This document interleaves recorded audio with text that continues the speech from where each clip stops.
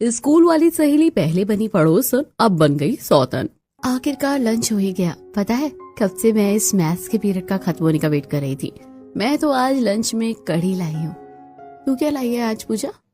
यार आज मम्मी ने लौकी की सब्जी दी है, और तुझे तो पता ही है कि मुझे लौकी बिल्कुल भी नहीं पसंद। पसंद तो मुझे भी नहीं है। चल कोई बात नहीं, हम कढ़ी के साथ एडजस्ट करके खा लेंगे और फिर कैंटीन से एक एक समोसा ले लेंगे। कनिका और पूजा दोनों सहेलियां क्लासरूम में बैठकर लंच करने लगती हैं कि तभी वहाँ कनिका का भाई विवेक लंच बॉक्स लेकर आता है। तू यहाँ क्या कर रहा है? बस मेरा मन किया तो मैं आ गया। सोचा आज अपनी चुड़ैल बहन के साथ ही लंच कर लूं। क्यों, अच्छा किया ना। वैसे आज मैं लंच में सैंडविच लेकर आया हूँ। अच्छा, तभी मैं सोचूं कि आज तो सुबह से किचन में क्यों घुसा हुआ था। मुझे तो शक पहले ही था कि जरूर कुछ गड़बड़ है। वैसे सैंडविच तो पूजा को भी काफी पसंद है। क्यों, है ना पूजा? हाँ, सैंडविच मुझे इतना पसंद है कि मैं तो दिन रात सैंडविच खा सकती हूँ। ये मेरा फेवरेट है। हाँ, तो फिर खाओ। वैसे भी इतने सारे सैंडविच मैं अकेले थोड़ी ना खत्म कर पाऊंगा। इतना सैंडविच खाना मेरे बस की नहीं है। चलो सब मिलकर खाते हैं। मेरा आइसक्रीम चोरी करने वाला आज मुझे अपनी सैंडविच खिला रहा है। क्या बात है, सुपर्ब। अब बातें करते करते कनिका, विवेक और पूजा साथ में लंच करते हैं, और अब लंच करने के बाद वो लोग ग्राउंड में आकर खेलने लगते हैं कि तभी खेल खेल में भागते हुए पूजा गिर जाती है, जिससे उसके घुटने में से खून निकलता है। ये देख कनिका और विवेक दोनों मिलकर पूजा को उठाते हैं। पूजा तुम ठीक तो हो ना? ज्यादा दर्द तो नहीं हो रहा? रुको, मैं पैर धोने के लिए पानी लेकर आती हूँ। यार बहुत दर्द हो रहा है, देखना कितना खून निकल रहा है। इससे पहले कनिका पानी लाकर पूजा का पैर धुलवाती कि तभी विवेक जल्दी से स्पोर्ट्स रूम में डिटॉल और कॉटन लेकर आता है और पूजा के पैर में लगाने लगता है।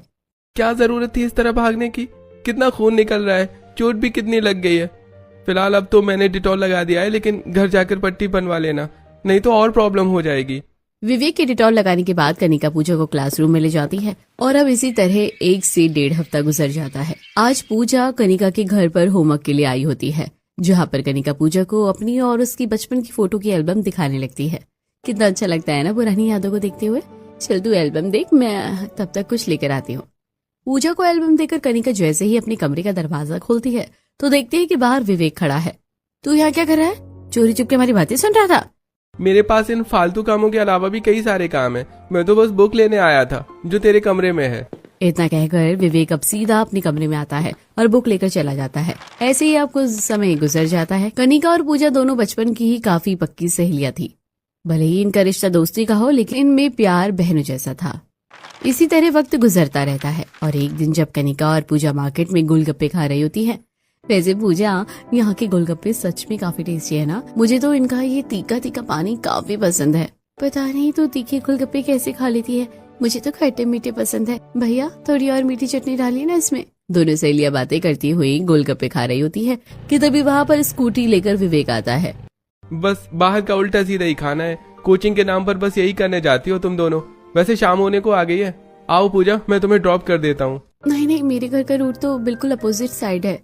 अरे रहने देना यार, इसी बहाने थोड़ा घूमने को मिल जाएगा। तेरे बहाने आज मुझे मेरा भाई अपनी स्कूटी पर तो बैठाएगा। अब कनिका पूजा दोनों विवेक की स्कूटी पर बैठ जाती है, और विवेक सबसे पहले पूजा को घर ड्रॉप करके कनिका को घर लेकर आता है। समय यूं ही बीतता रहता है, और एक दिन जब दोनों सहेलियां स्कूल के कॉरिडोर में खड़ी होती हैं। यार अगला पीरियड हिंदी का है, और मैं तो बुक लाना ही भूल गई। और तुझे पता है कि हिंदी की मैम बहुत मारती है। मुझे तो उनसे बहुत डर लगता है। मेरे पास सिर्फ एक ही बुक है और शेयरिंग में पढ़ना अलाउड नहीं। अब क्या करे? दोनों सहेलियां बुक को लेकर काफी परेशान हो रही थी कि तभी विवेक वहां आता है। जब उसे सारी बात पता चलती है तो विवेक अपनी हिंदी की बुक लाकर पूजा को दे देता है। लो तुम इससे पढ़ लेना। लेकिन तेरा भी तो अगला पीरियड हिंदी का है। अरे हम लड़के हैं, कोई ना कोई जुगाड़ बिठा लेते हैं। अच्छा मैं चलता हूँ। इतना कहकर विवेक क्लासरूम में चला जाता है। तो वहीं हिंदी का पीरियड खत्म होने के बाद जब कनिका और पूजा कॉरिडोर में घूम रही होती है तो विवेक उन्हें उसके क्लासरूम के बाहर मुर्गा बने हुए दिखाई देता है, जिसे देखकर कनिका और पूजा हंसने लगती है।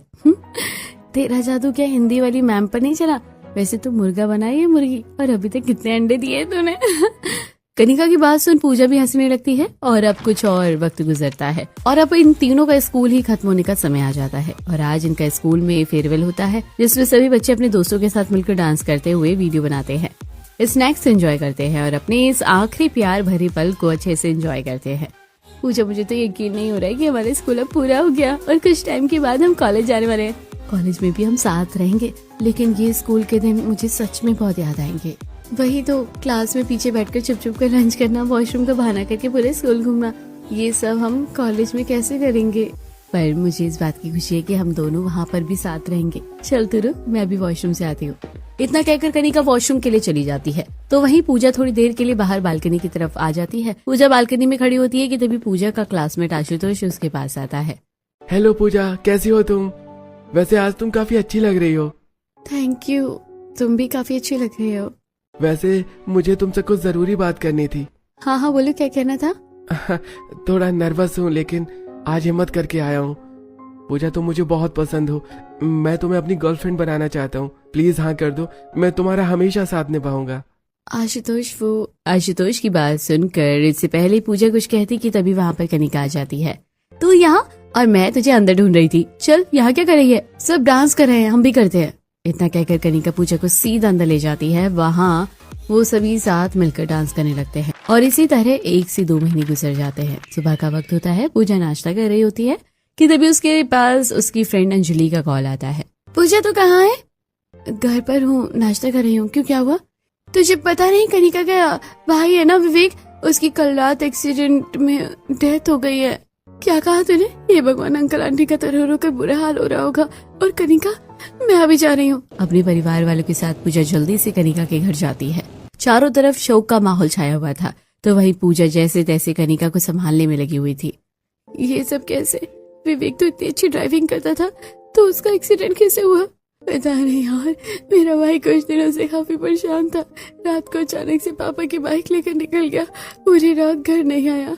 हम सब काफी परेशान थे। इससे पहले हम लोग सुबह पुलिस स्टेशन जाते कि तभी हमें उसकी एक्सीडेंट की खबर आई। अभी उम्र ही क्या थी मेरे भाई की, माँ का तो रो रो के बुरा हाल है। कनिका तू संभाल अपने आप को, तू ऐसे करेगी तो अंकल आंटी का क्या होगा? हम सब तेरे साथ हैं।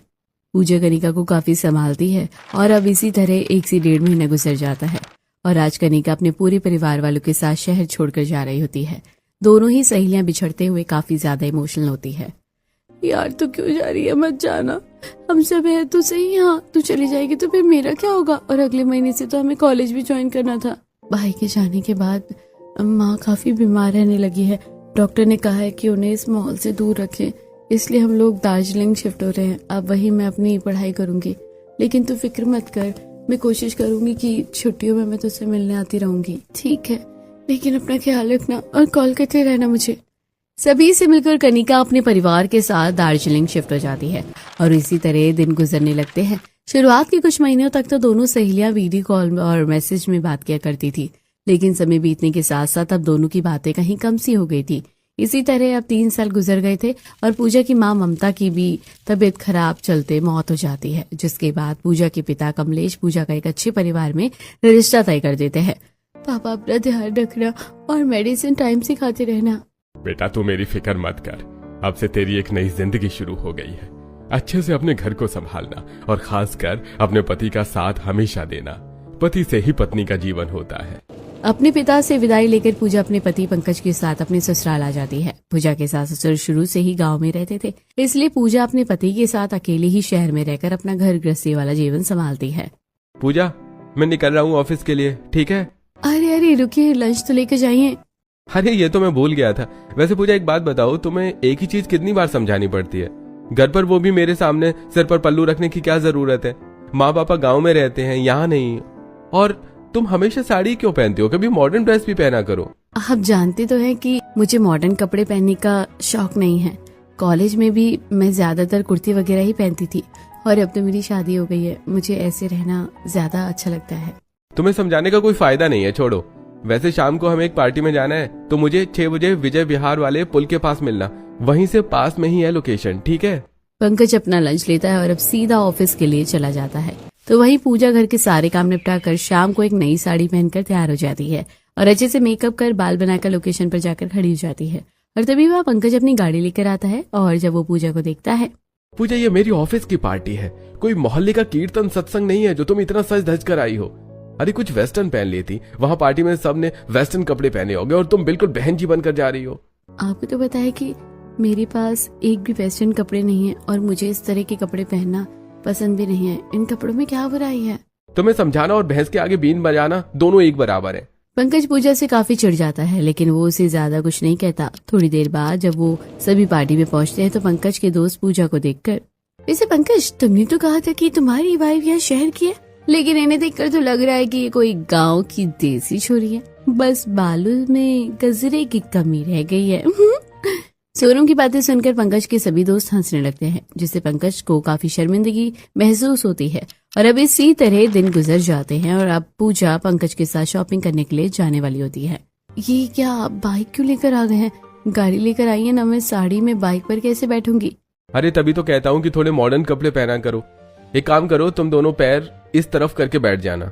गाड़ी में तो हमेशा ही घूमते हैं, कभी कभार बाइक राइड का भी मजा लेना चाहिए। अरे नहीं, मुझे बाइक पर बैठने से बहुत डर लगता है। बचपन में एक बार मैं गिर गई थी ना, इसलिए आप गाड़ी ही निकाल लीजिए। अरे तुम तो कभी मेरे लिए कुछ कर ही नहीं सकती। रुको मैं अभी गाड़ी निकालता हूँ।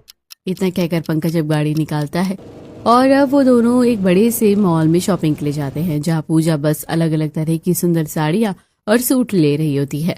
पंकज ये वाली साड़ी कैसी लग रही है? ये कलर भी नहीं है मेरे पास, मैं ये ले लेती हूँ।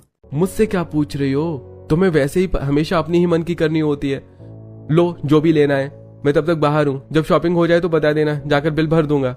वैसे तो पंकज और पूजा में काफी ज्यादा प्यार था, लेकिन कभी कभी पूजा की कुछ हरकतों से उससे वो चिढ़ जाया करता था। इसी तरह अब कुछ दिन गुजर जाते हैं। मैं ऑफिस से आकर पंकज जिम गया होता है, तभी उस जिम में शॉर्ट जिम वेयर पहनकर कनिका आती है, जो कुछ समय पहले ही दार्जिलिंग से अपनी जॉब के चलते वापस इसी शहर में आई होती है, लेकिन उसने अभी तक पूजा से कांटेक्ट नहीं किया था।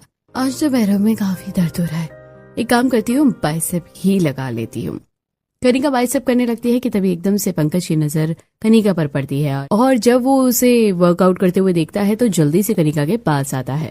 सुनिए, आप गलत तरीके से वर्कआउट कर रही हैं। इस तरह से आपके मसल्स में पेन हो सकता है। थैंक यू बताने के लिए। वो मैंने ना नया जिम ज्वाइन किया है ना, और मुझे ज्यादा वर्कआउट के बारे में पता नहीं है। समझ सकता हूँ, नई में परेशानी होती है। वैसे आप भी इसी टाइम आती हैं? हाँ, बस ऑफिस से डायरेक्ट आई हूँ। अभी वो सुबह टाइम नहीं मिलता ना, इसलिए। मेरा भी यही हाल है।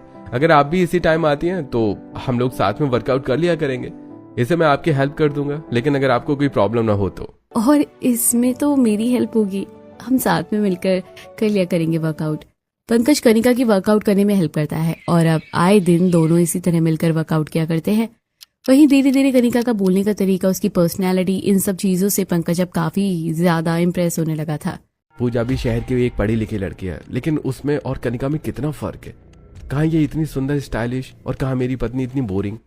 जिम वर्कआउट के साथ साथ पंकज और कनिका दोनों मैसेज पर एक दूसरे से बात करने लगे थे। कब से देख रही हूँ मैं, आप फोन पर ही लगे हुए हैं, खाना खा लीजिए, ठंडा हो जाएगा। वैसे किससे बात कर रहे हैं? अरे वो पुराना फ्रेंड मिल गया था तो उसी से बात कर रहा था। मिल गया था या मिल गई थी? सच बताइए, आपका कहीं किसी के साथ चक्कर तो नहीं चल रहा? अरे बाबा, मेरे पास इन चीजों के लिए टाइम नहीं है। वैसे लगता है आजकल तुम कुछ ज्यादा ही क्राइम पेट्रोल देखने लग गई हो, तभी तो इतनी शक भरी निगाह से देख रही हो। अरे ऐसा कुछ नहीं है जैसा तुम समझ रही हो। ओके, अब ऐसे ही कुछ दिन गुजर जाते हैं। पंकज कैफे में कॉफी पी रहा होता है कि तभी उसे कैफे में कनिका भी आती हुई दिखाई देती है, और जैसे ही दोनों एक दूसरे को देखते हैं। अरे कनिका जी, आप यहाँ? हाँ, वो बस कॉफी पीने आई थी। मुझे कॉफी पीते हुए बुक रीड करना काफी पसंद है। और मुझे म्यूजिक सुनते हुए कॉफी पीना। पंकज कनिका के लिए भी कॉफी ऑर्डर कर देता है और दोनों कॉफी पीते हुए काफी बातें करने लगते हैं। धीरे धीरे उनकी हाय हेलो से बातें आगे बढ़ने लगती हैं। अब इसी तरह कुछ हफ्ते और गुजर जाते हैं और अब धीरे धीरे पंकज और कनिका एक साथ घूमना फिरना भी शुरू कर देते हैं। मजा आ रहा है ना मूवी देखने में? पता है, मैं कब से मूवी देखना चाहती थी, इसलिए मैंने आज स्पेशली इसके लिए ऑफिस से छुट्टी ली है। अरे मुझे मूवी देखना इतना पसंद नहीं है, लेकिन जब तुमने कहा है कि तुम्हारा मूवी देखने का मन है तो मैं बस आ गया। मूवी देखने का असली मजा तो कुछ खाते ही हुए है। मैं पॉपकॉर्न ऑर्डर कर देती हूँ। पॉपकॉर्न खाते हुए कनिका और पंकज साथ में मूवी एंजॉय करने लगते हैं कि तभी थिएटर में एक नीलम नाम की औरत आती है, जो दरअसल पंकज की ही पड़ोसन थी। और जब वो पंकज को किसी और लड़की के साथ इस तरह मूवी देखते हुए देखती है, ये तो पंकज है, लेकिन साथ में लड़की कौन है? और पूजा भी कहीं नहीं दिखाई दे रही है। कहीं पंकज का किसी के साथ चक्कर तो नहीं चल रहा? मूवी खत्म होते ही कनिका और पंकज सीधा थिएटर से निकल जाते हैं और दिन पर दिन उनकी नजदीकी अभी बढ़ती ही जा रही थी। वैसे पंकज, तुमने मुझे अभी अपनी फैमिली के बारे में नहीं बताया। तुम्हारी फैमिली में कौन कौन है? अरे बस मैं और मम्मी पापा। मम्मी पापा तो गांव में रहते हैं और मैं यहाँ शहर में नौकरी करता हूँ। कितना छोटा सा परिवार है तुम्हारा। पता है, मेरा बचपन से ही सपना था कि मेरी एक छोटे से परिवार में ही शादी हो। हाँ, क्यों नहीं। हे भगवान, अब क्या करूं? अगर मैंने कनिका को पूजा के बारे में बता दिया तो वो तो मुझसे बात करना ही बंद कर देगी, और मैं कनिका को किसी भी कीमत पर खोना नहीं चाहता। पंकज कनिका को खोने के डर से उसे पूजा के बारे में कुछ भी नहीं बताता है। और आज संडे का दिन होता है। पूजा ने नाश्ते में सब कुछ पंकज की पसंद का बनाया होता है, लेकिन पंकज नाश्ते से ज्यादा कनिका के SMS पर ध्यान दे रहा होता है, जिसे देख पूजा काफी ज्यादा चिढ़ जाती है। ये इसका फोन कम, मेरी सौतन ज्यादा बन गया है। तभी अचानक उन दोनों को घर के बाहर से एक बड़े से ट्रक होने की आवाज आती है, और जब दोनों बाहर आकर देखते हैं तो उनके पड़ोस वाले घर के सामने एक बड़ा सा ट्रक आकर रुकता है, जिसके अंदर से मजदूर घर का सामान निकाल रहे होते हैं कि तभी वहां एक कार आती है, जिसमें से कोई और नहीं बल्कि कनिका उतरती है। कनिका को देख पूजा को तो अपनी आंखों पर यकीन नहीं होता और वो जल्दी से कनिका के पास जाती है। कनिका, तू तो दार्जिलिंग में थी ना, यहाँ क्या कर रही है? तूने मुझे बताया क्यों नहीं? पूजा, ये तू है? और तूने शादी भी कर ली? कितने सालों के बाद मिल रहे हैं हम। पता नहीं धीरे धीरे कब हमारी बात इतनी कम हो गई, हम एक दूसरे का हालचाल पूछना भी भूल गए। वैसे तू यहाँ कब आई और अंकल आंटी कहाँ है? वो तो दार्जिलिंग में ही है, मैं तो यहाँ जॉब के चलते आई थी और कुछ दिन पहले ही मैंने ये घर लिया है। मुझे नहीं पता था कि मेरी स्कूल की सहेलियां मेरी पड़ोसन बनने वाली है। कनिका और पूजा दोनों ही एक दूसरे को देखकर काफी खुश होते हैं, लेकिन जब कनिका पूजा के साथ पंकज को देखती है तो उसे कुछ समझ नहीं आता। और जब वो लोग अंदर जाते हैं, ये मेरे हस्बैंड पंकज ये मेरी बचपन की सहेली है कनिका, पता है हम KG क्लास से एक दूसरे के साथ है। पंकज की सच्चाई अब कनिका के सामने आ चुकी थी और पंकज चाहकर भी कनिका से नजरें नहीं मिला पा रहा था। तो वहीं कनिका भी चुप रहती है और अगले दिन जब पंकज और कनिका एक दूसरे से जिम में मिलते हैं। कनिका, मुझे माफ कर दो, मैं तुम्हें खोने से बहुत डरता था, इसलिए मैं चुप रहा और मैंने तुम्हें पूजा के बारे में नहीं बताया। मैं नहीं जानता था कि तुम और पूजा एक दूसरे की दोस्त हो, वरना मैं ऐसा कभी नहीं करता। पंकज, मैं जानती हूँ तुमने ये सब क्यों किया। दरअसल पूजा में वो बात नहीं है, इसलिए कल मैंने उसके सामने कुछ नहीं कहा। मुझे तो बस इस बात का दुख है कि हम चाहकर भी एक नहीं हो पाएंगे। अरे कनिका, मैं तो काफी डर गया था। तुम परेशान मत हो मेरी जान, मैं कुछ टाइम के बाद पूजा से डिवोर्स ले लूंगा और फिर हम लोग शादी कर लेंगे। तुम सच कह रहे हो? आई एम सो हैप्पी, बस वो दिन जल्दी से आए। मेरी बीवी की स्कूल की सहेली अब उसकी पड़ोसन बनकर आ चुकी है। अब तो मैं तुम्हारे साथ कितना भी घूम लूं फिर लूं, उसे जरा भी शक नहीं होने वाला। सब कुछ जाने के बाद भी पंकज और कनिका अब अपना अफेयर जारी रखते हैं। इसी तरह कुछ दिन गुजर जाते हैं।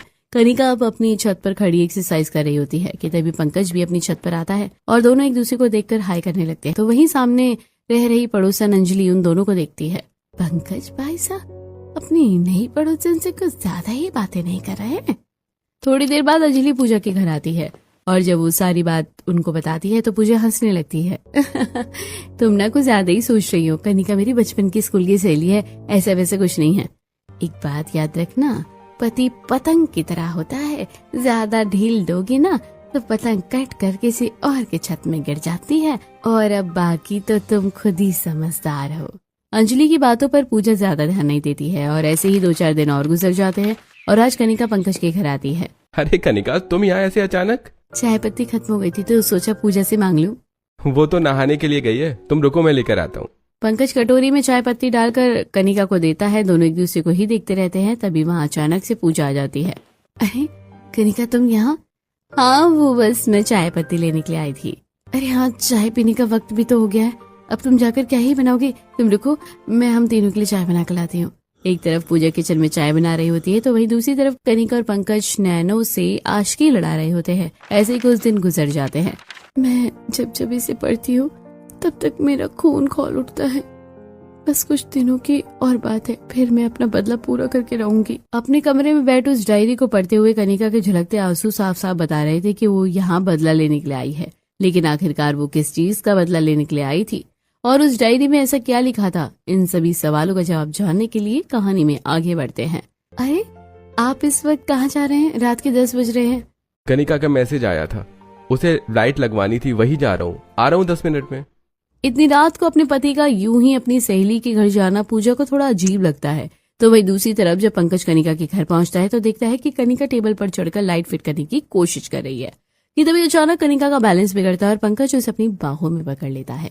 आराम से मेरी जान, अभी तुम्हारे नाजुक पैरों में मोच आ जाती। पंकज ने कनिका को पकड़ा ही होता है कि तभी वहाँ एकदम से पूजा आ जाती है, जिसे देख अब जल्दी से दोनों नॉर्मल हो जाते हैं। पूजा, वो कनिका गिर रही थी ना तो बस उसे ही पकड़ा था। हाँ, वैसे अच्छा हुआ तू आ ही गई है, मैं कॉफी बनाकर लाती हूँ, तू बैठ।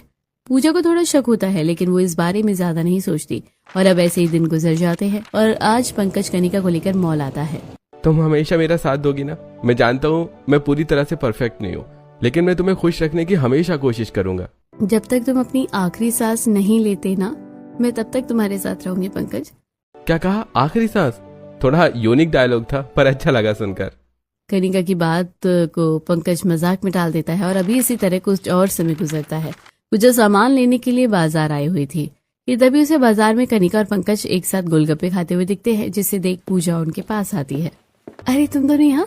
लेकिन ये टाइम तो तुम्हारे ऑफिस का था ना? हाँ, लेकिन आज वो मेरा हाफ डे था तो इसलिए मैं यहाँ आ गई और पंकज को भी कोई सामान लेना था तो वो मुझे यही मिल गई। भूख भी लग रही थी तो सोचा गोलगप्पे खा लेती हूँ। वैसे तुझे अपने स्कूल के दिन याद है कैसे हम कोचिंग के बाद गोलगप्पे खाने के लिए जाते थे? वो दिन मैं कैसे भूल सकती हूँ। और विवेक हमेशा पिक करता था। कनिका पूजा को अपनी बातों में उलझा लेती है और बेचारी पूजा आंखों के सामने सच्चाई होते हुए भी उसे समझ नहीं पा रही होती है। ऐसे ही कुछ समय गुजरता है। पूजा बालकनी में कपड़े सुखा रही होती है कि तभी वो देखती है कि उसकी सहेली अपनी बालकनी में खड़ी होकर किसी से बातें कर रही होती है। तो वहीं पंकज भी रूम में किसी से कॉल पर बात कर रहा होता है। 1 घंटे से दिख रही हूँ इन्हें, दोनों ही कॉल पर लगे हुए हैं, कहीं एक दूसरे से तो नहीं बात कर रहे हैं।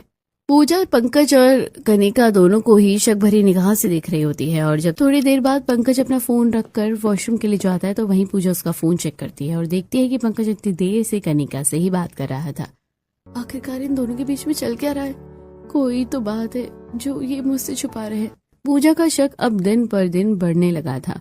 तो वही पूजा की पड़ोस में रहने वाली नीलम, जो 2 महीने से गांव गई हुई थी, आज वो वापस आती है और अब पूजा से मिलकर उसे थिएटर वाली बात भी बताती है। लेकिन ये तो 2 महीने पुरानी बात है और कनिका पंकज को मिले हुए तो 1 महीना हुआ है। इसका मतलब वो दोनों एक दूसरे को जानते थे। देखो पूजा, मुझे कुछ गड़बड़ लग रही है। तुम्हें पता है कि मेरे मामा का बेटा पुलिस में है। कभी भी कोई प्रॉब्लम हो तो मुझे तुम बता सकती हो, मैं तुम्हारे साथ हूँ। पूजा का दिल अब काफी ज्यादा घबराने लगा था। तो वही आज शाम में पंकज अच्छे से तैयार होकर कहीं पार्टी में जा रहा होता है। अरे मेरा खाना मत बनाना, मुझे आते हुए 10-11 बज जाएंगे, तुम खाकर सो जाना, ठीक है? इतना कहकर पंकज अब पार्टी के लिए चला जाता है। इसी तरह अब रात के 11 बज जाते हैं। पूजा को उस रात नींद नहीं आ रही होती है और वो छत पर टहल रही होती है। ये तभी उसकी नजर कनिका के घर पर जाती है और वो देखती है कि उसके घर के पीछे से दरवाजे से निकलकर पंकज अब सीधा घर आ रहा होता है। ये देख पूजा सब समझ जाती है और जैसे ही पंकज घर आता है, कैसी रही पार्टी? अब मैं समझी कि आप गाड़ी लेकर क्यों नहीं गए थे। कनिका के घर के जाने के लिए कितना ही टाइम लगता है आपको? क्या? कनिका के घर? अरे मैं पार्टी में था, ना कि कनिका के घर पर। झूठ मत बोलो, मैंने अपनी आंखों से देखा है तुम्हें कनिका के घर के पीछे दरवाजे से निकलते हुए। बताओ क्या कर रहे थे तुम? इसका मतलब पड़ोसन ठीक कह रही थी, तुम्हारा कनिका के साथ चक्कर चल रहा है। अरे शर्म नहीं आई तुम दोनों को मेरे पीठ पीछे ये सब करते हुए? अब जब सच तुम्हारे सामने आ ही चुका है तो छुपाने का कोई फायदा नहीं है। हाँ, मैं कनिका से प्यार करता हूँ और अब मैं उसी के साथ रहना चाहता हूँ क्योंकि मेरे लिए वो परफेक्ट है। और खबरदार अगर पुलिस कंप्लेन करी तो सोच लेना तुम्हारे उस बूढ़े बाप की इज्जत का क्या होगा। इतना कहकर पंकज अब सब कुछ छोड़कर कनिका के पास आ जाता है। कनिका, अब मैं हमेशा के लिए तुम्हारे पास आ गया हूँ, अब हम जल्दी शादी करेंगे। पंकज तुम सच कह रहे हो? आज मैं बहुत खुश हूँ। कनिका पंकज के गले लग जाती है तो वहीं बेचारी पूजा का रो रो कर बुरा हाल होता है। अगले दिन जब पंकज बाहर से काम निपटाकर घर आता है तो देखता है कि कनिका ने पूरे रूम को फर्स्ट नाइट के कमरे की तरह सजा रखा होता है। कनिका, ये सब तुमने किया है? अरे मुझे तो यकीन ही नहीं हो रहा कि कितनी अच्छी डेकोरेशन है। और तो और मेरा फेवरेट केक भी मंगवाया है तुमने। हाँ बीबी, और देखो मैं तो रेड वाइन भी लेकर आई हूँ। चलो आज हम साथ में सेलिब्रेट करते हैं और ये सेलिब्रेशन तुम्हारी जिंदगी का आखिरी सेलिब्रेशन होगा। पंकज रूम की डेकोरेशन देखने में लगा हुआ था तो वहीं कनिका ग्लास में वाइन डालकर उसमें एक गोली मिला देती है। लेकिन इससे पहले कनिका वो वाइन पंकज को पिलाती कि तभी वहां पूजा और नीलम अपने कजन पुलिस ऑफिसर कांस्टेबल के साथ आ जाते हैं। पूजा, तुम यहाँ क्या कर रही हो? और ये पुलिस? मैंने मना किया था ना, लेकिन तुमने मेरी नहीं सुनी। अब देखना तुम्हारे बाप की कितनी बदनामी होगी। नहीं शरफत, तुम करो और बदनामी मेरी हो, मैं ऐसा हरगिज नहीं होने दूंगी। तुमने और कनिका ने क्या किया ना, उसकी सजा तो तुम्हें मिलकर रहेगी। इससे पहले कि कांस्टेबल जाकर कनिका और पंकज को पकड़ते कि तभी कनिका बगल में रखे तकिए के नीचे से चाकू निकालती है और उसे पंकज के गले पर लगा देती है। कनिका, ये तुम क्या कर रही हो? इस चाकू को हटाओ। चुप कर, वरना एक बार में तेरा सर धड़ से अलग कर दूंगी। मैंने तुझे कोई प्यार व्यार नहीं किया, मैं तो बस यहाँ बदला लेने के लिए आई थी। और अब मुझे पुलिस पकड़ने आए या मिनिस्टर, लेकिन मैं अपना बदला पूरा करके ही रहूंगी। कनिका, तुम मेरे पति से किस चीज का बदला लेने के लिए आई हो? क्या बात है? बदला तो मुझे तुझसे लेना है, लेकिन तुझे मारने का कोई फायदा नहीं है। जब तेरी आंखों के सामने तेरा पति तड़प तड़प के मरेगा ना, तो तभी मुझे सुकून मिलेगा। लेकिन तुम मुझसे बदला लेना क्यों चाहती हो? मैं तो तुम्हारी बचपन की स्कूल की सहेली हूँ ना, मैंने क्या किया है? तुमने मेरे भाई विवेक को मारा है। क्या? लेकिन विवेक की मौत तो एक्सीडेंट में हुई थी, तुमने ही तो मुझे कहा था। हाँ, लेकिन वो एक्सीडेंट तुम्हारी वजह से हुआ था। दार्जिलिंग जाने के बाद मुझे पता चला कि मेरा भाई विवेक तुमसे बहुत प्यार करता था, और जब तुमने उस आशुतोष को हाँ कहा तो वो पूरी तरह से टूट गया था। विवेक शुरू से ही पूजा को काफी पसंद करता था। पूजा कनिका से मार्केट में टकराना, साथ में लंच करना, दरवाजे के बाहर आकर खड़े रहना, ये सब विवेक जानबूझकर किया करता था ताकि वो बस पूजा से 2 पल बात कर पाए। मुझे पता है कि पूजा को सैंडविच कितने पसंद है, इसलिए तो सुबह 5 बजे उठकर बना रहा हूँ, बस अब पूजा को अच्छा लगे। सुबह 5 बजे उठकर विवेक पूजा के लिए सैंडविच बनाता है, और यहाँ तक कि जब पूजा की तबीयत खराब होती है तो उसका होमवर्क भी कर देता है। ये लो, मैंने पूजा का सारा काम कर दिया, अब उसे डांट भी नहीं पड़ेगी। बस भगवान मेरी पूजा को जल्दी से ठीक कर देना। वैसे अब फेयरवेल आने में सिर्फ 2 महीने बाकी रह गए हैं, सोच रहा हूँ उसी दिन पूजा को प्रपोज करूँ। फेयरवेल के दिन विवेक पूजा को प्रपोज करने के लिए अपनी पॉकेट मनी से पैसे जमा करके एक सुंदर सी रिंग लेता है। लेकिन इससे पहले विवेक पूजा को प्रपोज करता, आशुतोष और पूजा को वो एक साथ देख लेता है। पूजा, तुम मेरे साथ ऐसा कैसे कर सकती हो? मैंने तो तुम्हारे साथ शादी तक के सपने देखे थे। नहीं, ये सब सच नहीं हो सकता। पूजा का जवाब सुने बगैर ही विवेक वहाँ से चला जाता है। तो वहीं तभी फौरन कनिका आ जाती है और पूजा कोई जवाब नहीं दे पाती। इस हादसे के बाद विवेक 2 से 3 महीने के लिए डिप्रेशन में चला जाता है, और उस रात जानबूझकर विवेक बाइक को एक बिजली के खंभे में मार देता है, जिससे ऑन द स्पॉट उसकी डेथ हो जाती है। दार्जिलिंग जाने के बाद विवेक के सामान में कनिका को एक डायरी मिलती है, जिसमें वो अपनी सारी बातें लिखा करता था, और उस डायरी को पढ़कर कनिका को विवेक और पूजा के बारे में पता चलता है। मेरे भाई की मौत की जिम्मेदार ये पूजा है, मैं इसे छोड़ूंगी नहीं, इसकी वजह से आज मेरा भाई इस दुनिया में नहीं है। कनिका पूजा से बदला लेने के लिए ही वापस शहर में आई होती है। ये सारी बात जानकर पूजा के पैरों तले जमीन ही खिसक जाती है। तुम्हारे और पंकज के बारे में पता करने में मुझे कितना वक्त लग गया। पंकज कहाँ जॉब करता है, कौन सी जिम जाता है, कौन सा कैफे जाता है। तुम्हें क्या लगा अब मैं अपना बदला पूरा नहीं कर पाऊंगी? लेकिन ऐसा नहीं है। जिस तरह मैंने अपनी आंखों के सामने अपने भाई की लाश देखी थी, तुम अपने पति की लाश देखोगी। तुम अचानक आ गई थी तो मैं आशुतोष को जवाब नहीं दे पाई थी। अगले दिन मैं आशुतोष से मिली थी और मैंने उसे साफ इनकार कर दिया था, लेकिन विवेक ने सच जानने की एक बार भी कोशिश नहीं करी। जवाब चाहे हाँ हो या ना हो, लेकिन मेरा भाई तुम्हारी वजह से मरा था, और अब मैं अपना बदला पूरा करके रहूंगी। इससे पहले कनिका पंकज को कोई नुकसान पहुंचाती कि तभी वो पुलिस ऑफिसर अपनी गन निकालता है और कनिका के हाथ पर फायर कर देता है, जिससे चाकू गिर जाता है, और अब पुलिस ऑफिसर उसे पकड़ लेता है। ज्यादा शौक है ना बदला लेने का? अब मैं बताता हूँ इसका अंजाम। पूजा, मैं तुझे छोड़ूंगी नहीं, मैं वापस जरूर आऊंगी। इंस्पेक्टर, कनिका के साथ साथ मेरे पति को भी ले जाइए। ये तुम क्या कर रही हो? मैं तुम्हारा पति हूँ, तुम ऐसा कैसे कर सकती हो मेरे साथ? माना मुझसे गलती हुई है, लेकिन अब मुझे अपनी गलती पर पछतावा है, मुझे माफ कर दो। गलती अनजाने में की जाती है, जानबूझकर नहीं, और अब मैं कभी तुम्हारी शक्ल भी नहीं देखना चाहती। पूजा बिल्कुल सही फैसला करती है और पंकज का साथ हमेशा के लिए छोड़ देती है। पंकज और कनिका को उनके किए की सजा मिलती है, तो वहीं पूजा अब अपने पिता के साथ इस शहर को छोड़कर एक नए शहर में चली जाती है, और जहां वो एक नई जिंदगी की शुरुआत करती है।